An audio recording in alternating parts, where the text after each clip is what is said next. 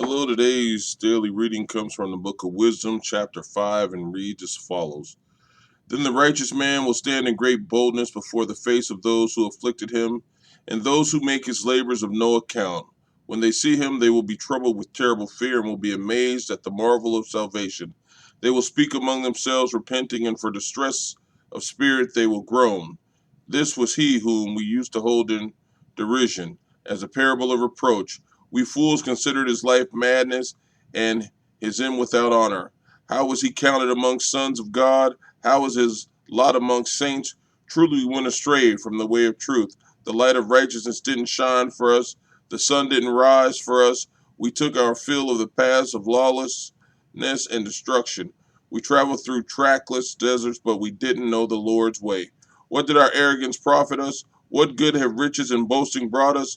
Those things all passed away as a shadow, like a message that runs by, like a ship passing through the billowy water, which when it has gone by, there is no trace to be found, no pathway of its keel in the billows. Or it is like when a bird flies through the air, no evidence of its passage is found, but the light wind, lashed with the stroke of its pinions and torn apart with the violent rush of the moving wings, is passed through. Afterwards, no signs of its coming remains. Or it is like when an arrow is shot immediately, so that men don't know where it passed through. So we also, as soon as we were born, ceased to be, and we had no sign of virtue to show, but we were utterly consumed in our wickedness, because the hope of the ungodly man is like chaff carried by the wind, and as foam vanishing before a tempest, and is scattered like smoke by the wind, and passes by the remembrance of a guest that awaits but a day. But the righteous live forever. Their reward is in the Lord, and the care for them with the Most High. Therefore they will receive the crown of royal dignity and diadem of beauty from the Lord's hand, because he will cover them with his right hand, and he will shield them with his arm. He will take his jealousy as complete armor, and will make the whole creation his weapons to punish his enemies. He will put on righteousness as a breastplate, and will wear impartial judgment as a helmet. He will take holiness as an invincible shield. He will sharpen stern wrath for a sword. The world will go with him to fight against his frenzied foes. Shafts of lightning will fly from with true aim. They will leap to the mark from the clouds, as from a well-drawn bow. Hailstones full of wrath will be hurled for an engine of war. The water of the sea will be angered against them. Rivers will sternly overwhelm them. A mighty blast will encounter them.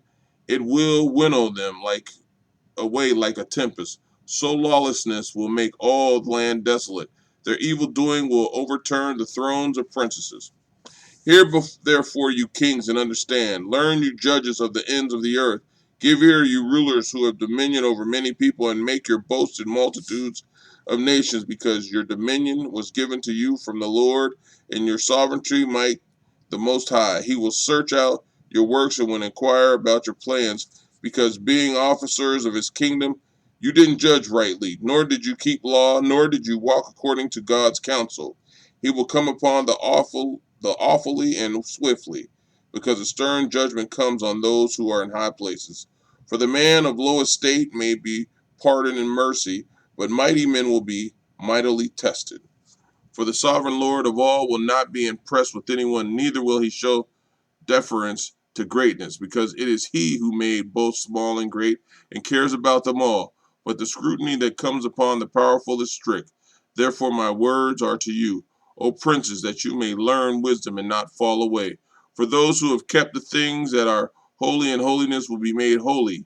Those who have been taught them will find what to say in defense. Therefore set your desire on my words. Long for them, and you princes will be instructed. Wisdom is radiant and doesn't fade away, and is easily seen by those who love her and found by those who seek her. She anticipates those who desire her, making herself known. He who rises up early to seek her won't have difficulty, for he will find her setting at his gates. For to think upon her is perfection of understanding, and he who watches for her will quickly be free from care. Because she herself goes around seeking those who are worthy of her, and in their path she appears worthy of her, and in her path she appears to them graciously, and in every purpose she meets them. For her true beginning is desire for instruction, and desire for instruction is love, and love his observance of her laws. To give heed to her laws confirms immortality. Immortality brings closeness to God. So then, desire for wisdom promotes to a kingdom. If therefore you delight in thrones and scepters, you princes of peoples, honor wisdom that you may reign forever. But what wisdom is and how she came into being, I will declare. I won't hide my mysteries from you, but I will explore from her the first beginning, bring the knowledge of her into clear light, and I will not pass by the truth. Indeed, I won't go with consuming envy, because envy will have no fellowship with wisdom. But a multitude of wise men is salvation to the world, and an understanding king is stability for his people. Therefore, be instructed by my words, and you will profit. Amen.